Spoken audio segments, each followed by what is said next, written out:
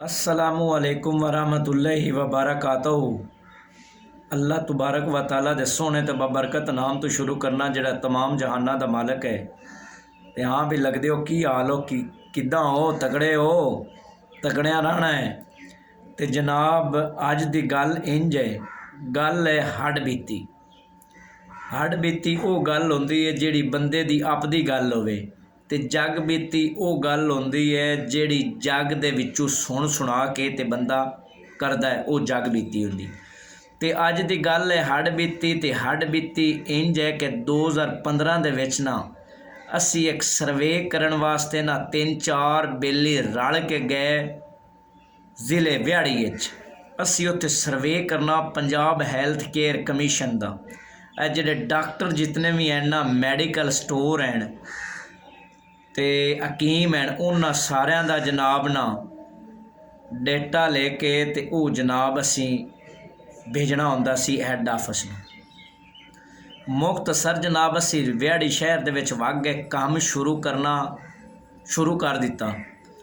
ते 10-12 दिन गुजरे ना ते साडी डिस्ट्रिक्ट मैनेजर ने DCO दफ्तर दे विच मीटिंग रखी ते असी मीटिंग ते आए।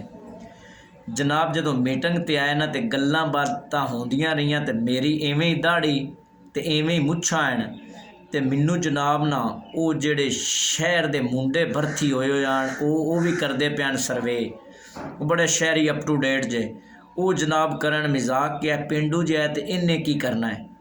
मुख्तसर मैं उन्हां दे जनाब गल्लां ते मजाक सुन के ना बर्दाश्त कर गया। मैं क्या चलो कोई गल नहीं, ये तो वक्त दसेगा। जनाब दिन गुजरते रहे, सर्वे होंदा रहा।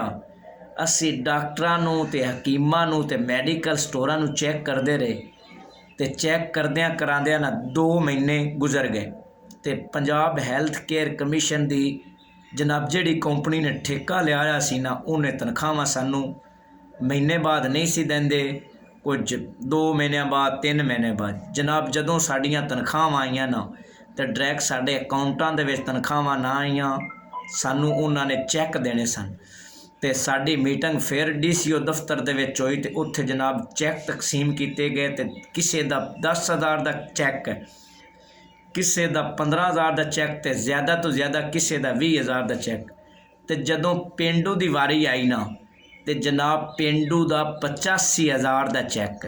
ते जदों उन्हां मैनू चैक दिता ना ते उन्हां उस चैक दा ऐलान किया ते जिहड़े जनाब उत्थों दे शहरी मुंडे भर्थी होए सन उन्हां दियां तां अखां निकल गईयां, पैर निकल गए। उन्हां आख्या कि असीं ते इनू पेंडू समझदे आ ते इन्हें कम के कीता इंदा इतना वड्डा चैक। एक और गल सुणाइंदा जावां, व्याड़ी शहर दे अंदर ही एक साडा दोस्त आ, बड़ा करीबी दोस्त हो गया, तलक बन गया। उन्हें जनाब ना साडे वास्ते खाना बनाया, सानू खाने की दावत दी। असी खाना खान गए 3-4 दोस्त बेली रल के खाना खान गए। जनाब चावल भी, गोश्त भी, लस्सी भी, होर भी चीज़ां। ते मैं ना जनाब हासे तू मजाक तू जिहड़ा शहरी है ना उन्होंने आख्या कि मैनू थोड़ा जिहा अन्न पा दे। ते जदों अन्न का नाम लिया उस आख्या भाई साडे कोल कोई अन्न उन्न नहीं है, उन्हें उर्दू विच आख्या।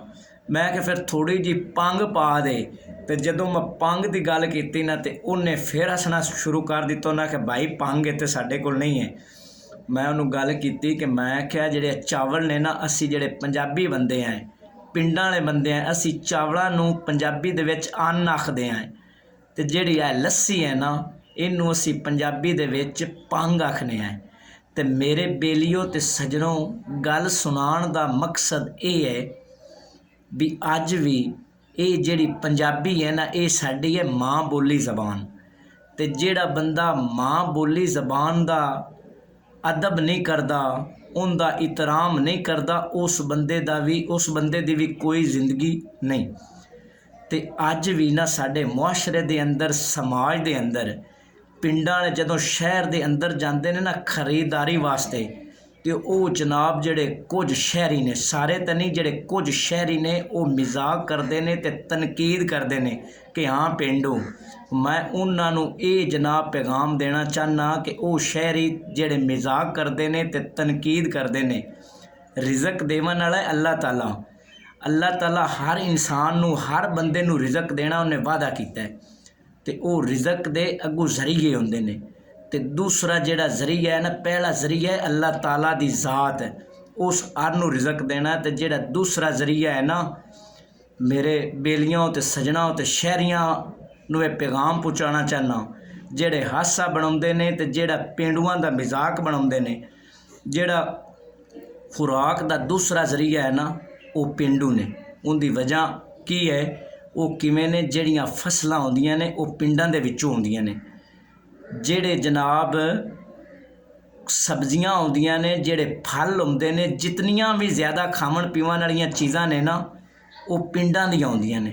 अगर वो पिंडां दियां चीज़ां आउणियां बंद हो जावन ना तो थोड़ियां चीकां निकल जावन। तो इस वास्ते पेंडुआं ते तनकीद ना कीती करो। तो जिहड़ा कोई पंजाबी च गल करे ना उनका हासा ते मजाक ना बनाया करो।